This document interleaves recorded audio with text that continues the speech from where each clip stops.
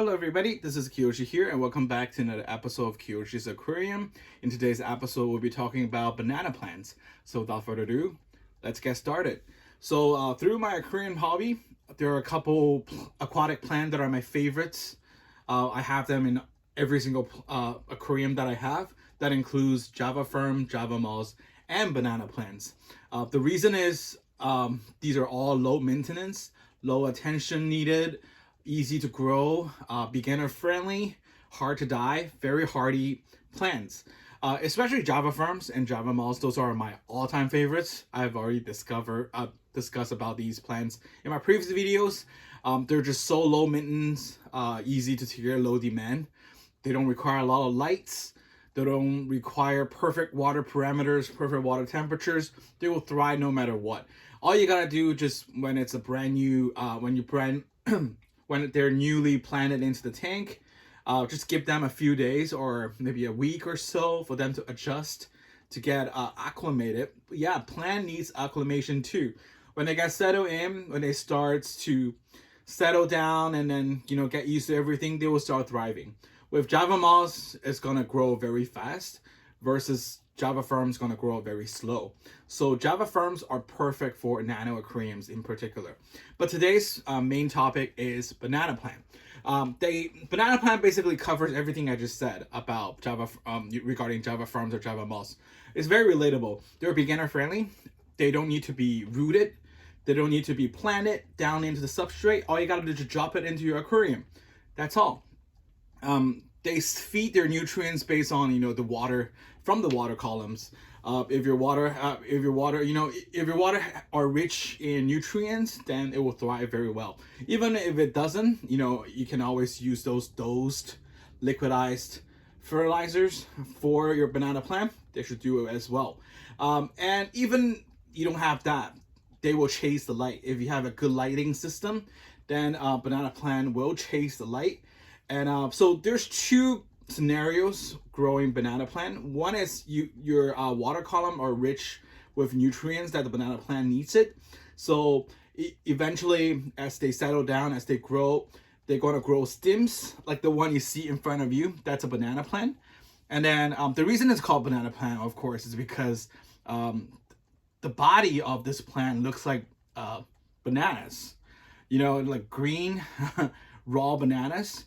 And then the reason it has another name, banana lily plants, is because the leaves of this particular plant looks like lily. Or maybe they belong to the family of lily plants. And then, so there's two scenarios of growing banana plant. One is when your water column is rich in nutrients, they have enough nutrients consuming from the water, then the leaves will just gonna grow bigger and bigger. However, the plant will keep low. They will stay low and short, and they're just gonna be with broader and bigger leaves. That's one scenario one. Scenario two is if your water column itself lacks of nutrients, then they will go through photosynthesis and they will chase the light. So the stem will grow taller and taller until the leaves reaches the water surface. So ended up, they will become like a floating plant. So there's benefits to both. If you like the aesthetics, I personally prefer it, stay low but grow broader leaves. That cover, that creates shelters for a lot of your bottom feeders. For example, my particular tank has a lot of corridoras. So when the stem stays low with large leaves, that kind of creates a shelter for them. And also, also your shrimps will love it. Just a lot of shading areas. It looks very aesthetic in your aquarium, especially if you have nano aquariums. They look great. But as floating plant, they look great too. They also provide a lot of shading areas, a lot of protective vibes to your betta fish, to your aquarium fish that are top swimmers like tetras, betta fish in general, or shrimps. So both ways. If you prefer them stay low with broader leaves, then make sure you dose liquid fertilizers, or you have enough nutrients in your water. Then they don't need to chase the light. But if you want them to grow taller, to become like a floating plant, like a lily pad sort of looking plant, then you want to have very strong light. So, you know, they point them the direction, so the stems will keep chasing it until it reach your aquarium surface. The other thing is, once your banana plant starts to settle down, the stems, the not the stems, but the roots will start to establish, like the one showing in front of you. That roots between the leaves and the ground, there's that little vertical line right there. That's roots. When I first put it in, I think that was about a week ago. There was no stem at all. It's just a fresh floating, not floating, but you know, plant. But after a week being settled down, the root system starts to establish. So that's what you want to see. They will start rooted, and you know, they will start, how do I say it, secure themselves in the area. Once the roots are strong enough, then it will be harder for you to remove it. I mean, that's just natural with these. And also over time, how do you know if your banana plant is doing good or bad? If your banana plant is doing bad, of course, the first noticeable symptom is the leaves is going to turn yellow or brown or start going to melt away. Second is you will no longer see new growth off the leaf. If they're doing good, they will always have greener, cleaner leaves, and they're going to grow bigger and bigger, and they're going to have new leaves blossoming from time to time. But if you're doing bad, then you're not going to see any new leaves. At the same time, the old leaves just going to die off. The other thing is the banana shaped body, they're going to start decreasing in volume, in size. So from normal size, the one you see right now, those are considered normal size. Maybe they can grow a little bigger as they get older as well. But if the banana plant is not doing good, or they're dying, or lack of nutrients, these body, it's just going to diminish. Just going to become smaller and smaller and smaller until all of them are gone. So yeah, by the time you see most of the banana looking bodies are gone, that means your plant is not doing too well. However, does that mean they're dead? Not necessarily.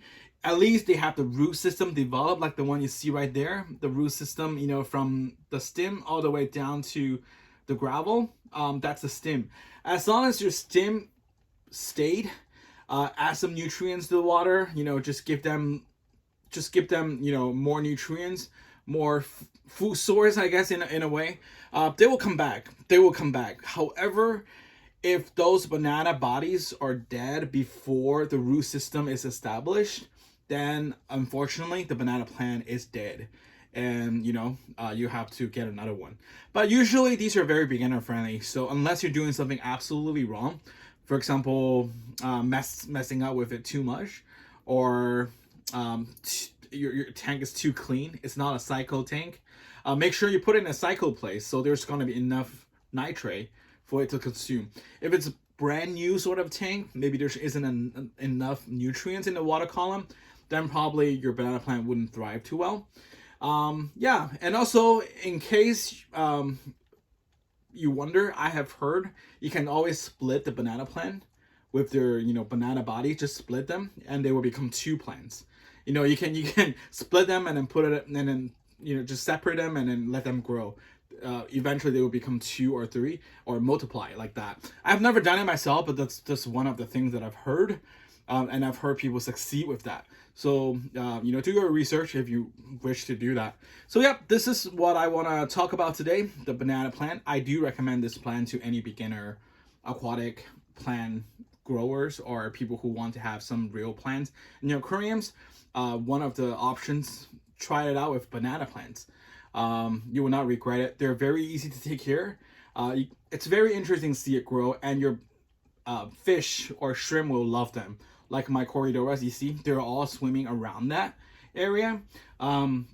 That's how you can see how much they love them. So yep, here is what I want to talk about. And thank you guys so much for watching, and I'll talk to you guys in the next video. Bye-bye.